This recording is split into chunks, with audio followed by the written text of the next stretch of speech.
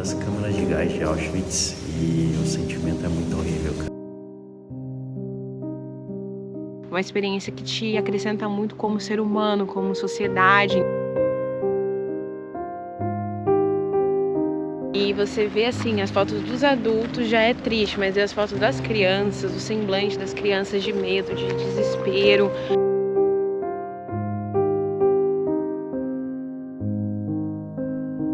Ter o campo de concentração para visitação e servir de exemplo para que futuras gerações não cometam o mesmo erro das antigas.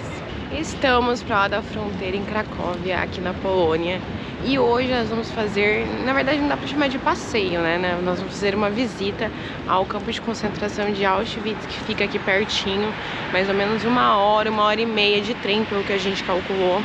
E vamos correr aqui porque, pelo que vi no Google, o último trem sai às 11 e já é quase 10h30. E a gente precisa chegar lá até 1h30. No caminho eu vou explicando pra vocês como que a gente fez pra conseguir os bilhetes e como a gente conseguiu chegar a partir de Cracóvia até lá. Aqui vemos o Paulo super concentrado pra tentar guiar a gente, né, Paulo? É sempre difícil quando é uma linguagem que você não tem ideia do que é. Não dá pra associar nada, nenhuma palavra. Não é nem um pouco intuitivo. Alguns lugares ainda tem tradução, outros nem tanto. Ó, a gente vai pegar esses ônibusinhos que passam naquela cordinha, que é o ônibus elétrico, né? E pra comprar, pelo que a gente entendeu, a gente vem nesse campinho aqui. Será que não é pela tela? Ah, pelo menos é pra escolher o inglês, né?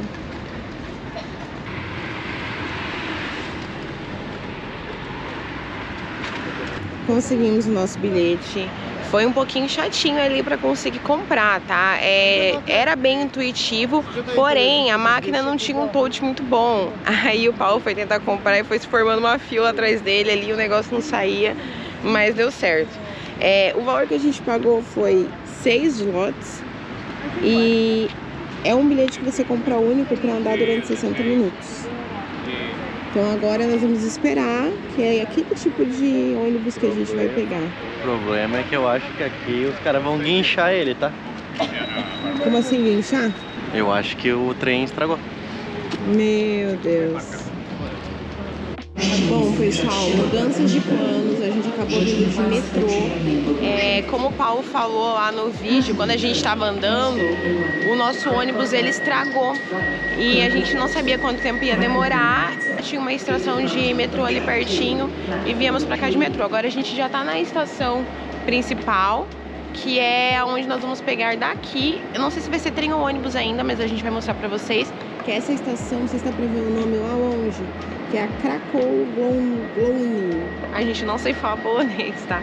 Mas é essa estação que é responsável pra gente ir até a cidade onde tá o campo de concentração. O Paulo pagou no cartão de débito internacional e saiu os nossos ingressos de trem. Então ficou 18 moedas polonesas aqui para cada um. Slots, o que dá uns 25 reais, 27 reais. Então vai dar uns 50 reais para você vir da estação principal até o Auschwitz. Bilhetes comprados, deu tempo da gente parar para comer um pouquinho, né? Viemos tomar café, mas a gente encontrou esse lugar que tem buffet, muito parecido com o outro lugar que a gente foi ontem. E tudo isso aqui deu quanto, Paulo? 52 slots, que dá mais ou menos 70 e alguma coisa. É um pouquinho caro, mas assim, pelo tanto de opção que vocês têm pra comer ali, vale a pena. E essa provavelmente... só pra não comer lanche, comer mais do mesmo, já tá ótimo. E essa provavelmente vai ser a nossa outra refeição do dia, né? Daqui é só janta. Hoje tá uma loucura, cara. Primeiro o bondinho lá não deu certo. Agora era pro metrô chegar em uma das plataformas lá. E acabou de mudar em cima da hora, faltando 4 minutos para outra plataforma. E agora estamos indo correndo para dar tudo certo. Conseguimos chegar a tempo aqui. E ele chegou bem na hora que a gente encostou na coisa. Ainda bem que a gente saiu correndo. Os trens aqui são muito bons, né? Olha isso!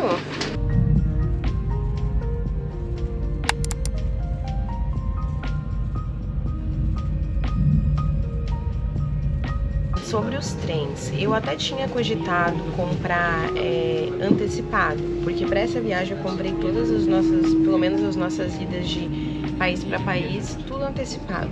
Mas esse em específico eu preferi comprar na hora. Por quê? Porque não tinha muitas opções pela internet de horários. E eu tinha visto que aqui saía o trem pelo menos de meia hora. E realmente é verdade, tá? Então fica essa dica.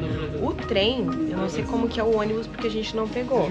Mas o trem tem praticamente de meia hora. Só mostrar pra vocês, tá bem vazio. Não tem quase ninguém. Então assim, não tem risco de vocês não conseguirem o bilhete. Descemos agora, então essa é a cidade de Oswiecim. Assim que a gente viu que mais ou menos se pronuncia. E aqui que fica o campo de concentração. Optamos por ir andando até o campo, porque o ônibus é bem curtinho aqui, é 15 minutinhos. E como ainda falta meia hora pra gente poder entrar pro nosso horário, só virando à esquerda na primeira quadra ali e caminhando reto. O caminho é bem tranquilinho. A gente pensa como a vida continua, né? Quando a gente vê esses blocos aqui de várias famílias e tal, essas criancinhas indo pro colégio, do lado de um dos marcos históricos de mais dor da humanidade. Maior campo de concentração, né, de todos, o que teve as maiores atrocidades. A gente até já visitou um campo de concentração antes, que foi o de Dachau, lá na Alemanha, que ele foi o primeiro campo. Todos os outros, inclusive esse de Auschwitz, foram inspirados no modelo daquele. Mas assim, era um campo de concentração mais tranquilo entre aspas, mas era mais básico, né? É que foi o primeiro de todos. Porque foi o primeiro de todos. Agora, esse aqui, ele é quase como se fosse uma cidade mesmo, é dividido por blocos, então é uma coisa bem diferente do que a gente viu antes. A gente desce na cidade, parece que já tem uma energia diferente, sabe? E não dá pra imaginar que a vida continua depois de tanta atrocidade. Hoje em dia, as pessoas têm, na verdade, manter o campo de concentração para visitação e até mesmo a vida continuar em volta dele, é mostrar também para a humanidade, na verdade deixar um exemplo para a humanidade de que houve sim atrocidades, mas que as pessoas conseguiram se reerguer e servir de exemplo para que futuras gerações não cometam o mesmo erro das antigas. Quanto foi os ingressos? De graça. Foi de graça? Funciona assim. Se você quiser fazer um passeio guiado com os guias daqui, onde eles contam toda a história, tem um valor, eu não sei exatamente quanto. Se vocês quiserem fazer o passeio sozinhos, sem guia junto, eles disponibilizam uma quantidade de ingressos por dia. Então por isso que é interessante vocês, mesmo que vocês vão fazer sem guia, reservar com antecedência, porque é uma quantidade limitada. Eu reservei com mais ou menos um mês de antecedência, mas é porque é baixa temporada. Se vocês vierem na alta temporada, com mais antecedência ainda, aí vocês conseguem entrar aqui sem pagar nada, então tem as duas opções. Então começamos assim, a entrada ao Museu de Auschwitz.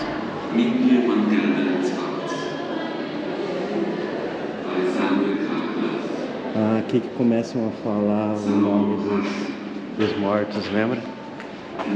Eu assisti alguns vídeos, ó, que daí fica a narração de nome de pessoas que foram assassinadas aqui. Nossa, já tem uma energia bem pesada.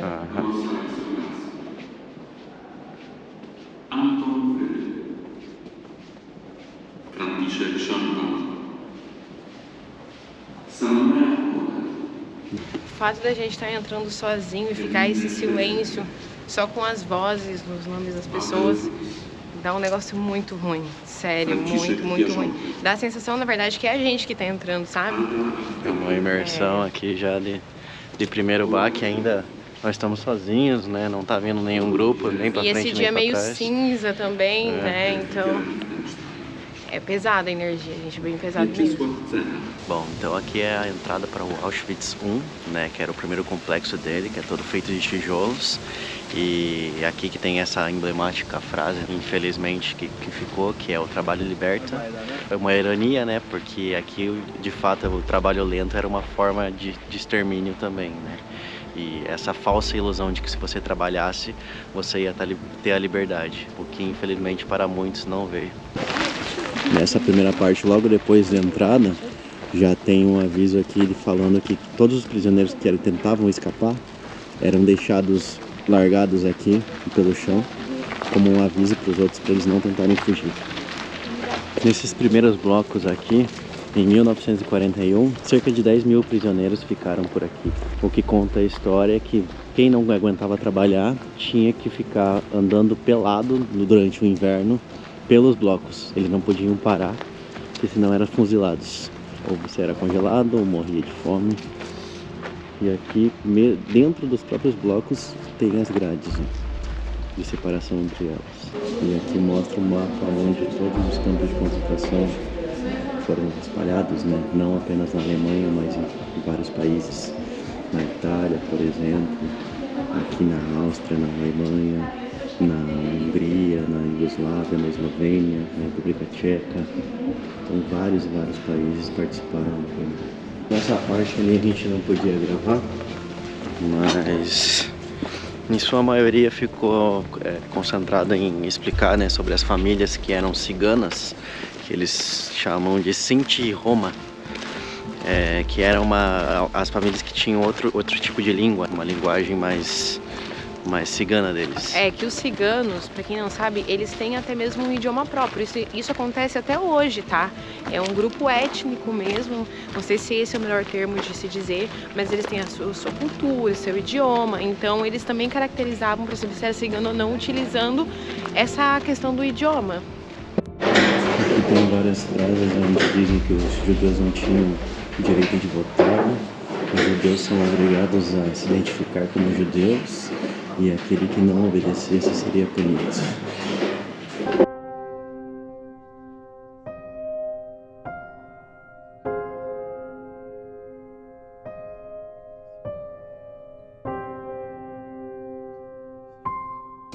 Essa ala aqui é para mostrar como é que eram separados, como é que era a vida deles.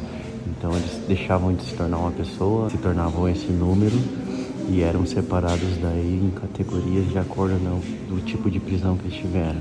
Então presos políticos, criminosos, Roma são os ciganos, presos soviéticos, homossexuais. Então cada um deles tinha um negócio diferente. Essas insígnias eram colocadas na sua roupa. Dessa forma aqui, ó. A sua roupa tinha uma daquelas coisas, entendeu? Por exemplo, essa pessoa aqui era homossexual. E assim vai.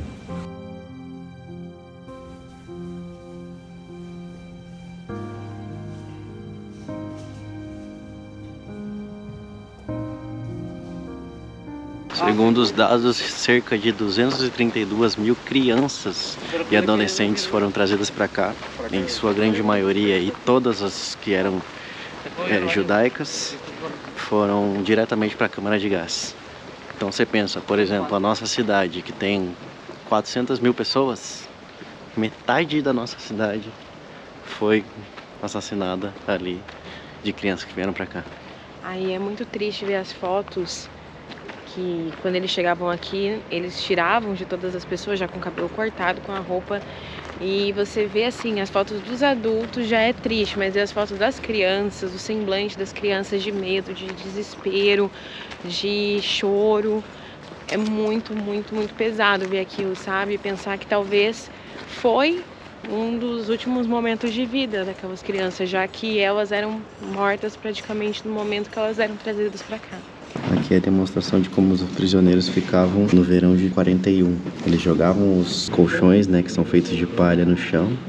E quando acordavam, eles tinham que levantar e deixar eles levantados na parede. E nas primeiras semanas, quando chegavam aqui, eles jogavam na palha assim, ó, enquanto aguardavam para serem separados. Alguns prisioneiros, eles tinham algumas doenças, coisas assim, e por um breve período de tempo eles tinham quartos reservados assim, enquanto eram úteis para serem colocados aqui, mas duravam poucas semanas e depois eram colocados para os outros. Galera, tem muito barracão para entrar, com várias histórias de cada um dos seus pedaços. A gente tá tentando correr com o tempo aqui, porque já vai escurecer daqui 1 hora e pouco só. E a gente nem foi pro segundo, que é o maior espaço aqui dos campos. Essa parte aqui era onde os prisioneiros eram enforcados. Esses milhões aqui, né, eram enforcados e também colocados como exemplo para quem tentasse fugir. Então aqui é o meio de todo o pátio, né? De todos eles. Então todo mundo ficava ali como exemplo também para qualquer tentativa da pessoa pensar em fugir, ó, você vai seguir esse caminho.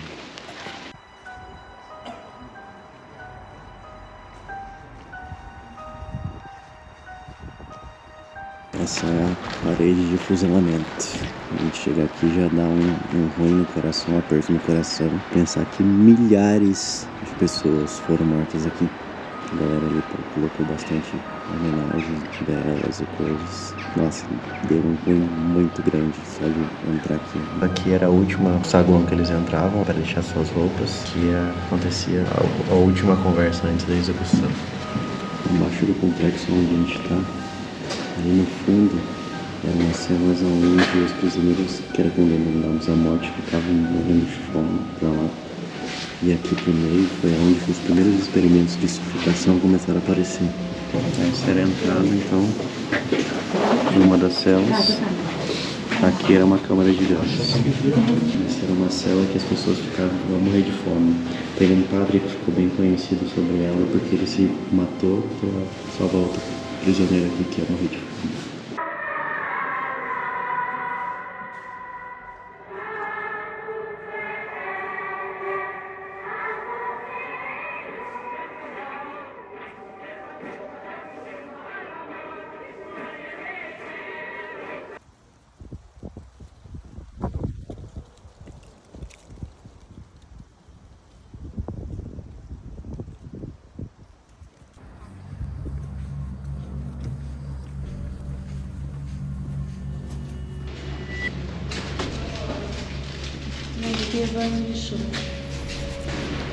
Ai, que sensação horrível daqui dentro, né?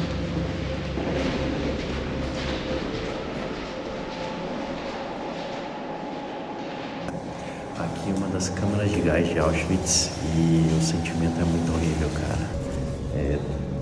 Você sente, sei lá, cara, não dá nem pra falar. Você fica angustiado, assim, com estar aqui dentro, sabe? Sabe Deus quantas milhares, milhões de pessoas não passaram por aqui. E logo aqui do lado tem o crematório. Então os corpos eram jogados aqui pelo canto e depois incinerados aqui no fogo.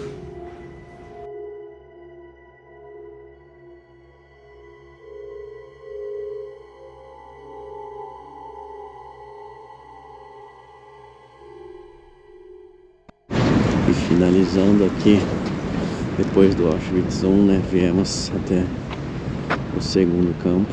O sol já está se pondo, então já pegamos um táxi para vir aqui bem correndo. Aqui são os famosos trilhos de trem que foram construídos pelos prisioneiros. Esse aqui tem muito mais a cara de campo de concentração que a gente vê em filme, né? Que é esse campo aberto, aonde você consegue imaginar os trabalhadores todos aqui, as casinhas, como a gente vai mostrar, todas bem tradicionais, que parecem como se fossem uns celeiros. Inclusive, aqui é mais parecido com o campo de concentração de Dachau, que foi o primeiro campo de concentração que já foi feito e a gente já conheceu. Esse trilho de trem que tem aqui é o trilho que trazia os prisioneiros de outras cidades. Então, como vocês puderam ver na entrada, tinha o trilho, né? E eles vinham e já desembarcavam diretamente aqui dentro.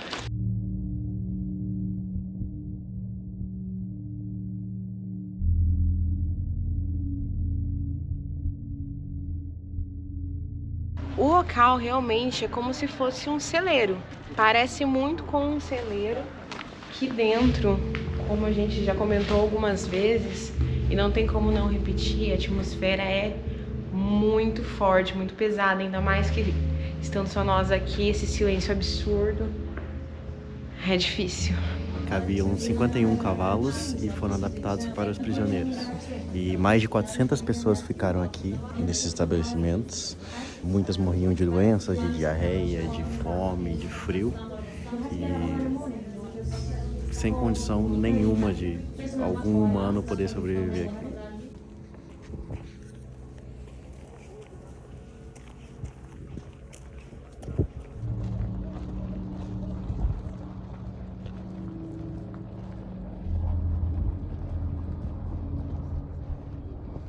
Gente, andando aqui é bizarro quanto é frio, tá? E a gente não tá nem no inverno ainda. A gente tá com 4 camadas de roupa, os dois aqui. Roupa térmica, corta-vento, tudo. E estamos morrendo de frio. Assim, tá muito gelado. O vento que vem aqui, porque é muito aberto. Nossa, mano, a gente já tá tremendo os dentes. Imagina para as pessoas só com aquela tripinha de roupa, cara.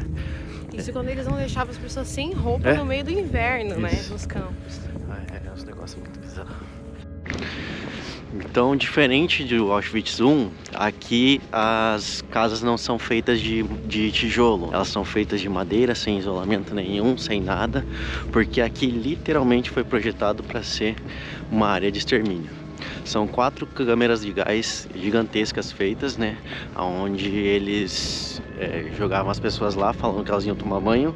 E daí jogavam na cabeça delas o gás Zyklon B, que era um pesticida nazista que adaptaram para utilizar nas pessoas. Então aqui é as câmaras de gás e o crematório, que ficou só as ruínas deles. Foi destruído pelos próprios alemães, porque daí eles fugiram com vários prisioneiros, no que eles chamam de a fuga da morte. Daí as pessoas morriam no meio do caminho. Mas aqui era a câmara de gás e crematório. Era todo esse complexo aqui, era da câmara de gás e crematório 2. Lá no fundo ainda tem os destroços de mais um, que as pessoas deixaram até velas lá e tal. Mas bem pesado aqui, energia também. E agora aqui, onde temos um memorial que foi feito para esses mais de 1 milhão de pessoas que foram mortos aqui em Auschwitz, a gente encerra o nosso vídeo. Espero que a gente tenha conseguido demonstrar para vocês um pouquinho de como é essa visita, se é que dá para chamar de visita. Eu acredito que é mais uma experiência, por mais pesado que seja, acredito que todo mundo que tiver oportunidade deveria presenciar isso. Acredito que seja uma experiência que te acrescenta muito como ser humano, como sociedade. Entender a nossa história, entender o nosso passado faz a gente não cometer, como é uma mensagem que tem muito aqui, os mesmos erros no presente ou no futuro. Então, por mais pesado e difícil que seja, valeu muito a pena conhecer esse lugar.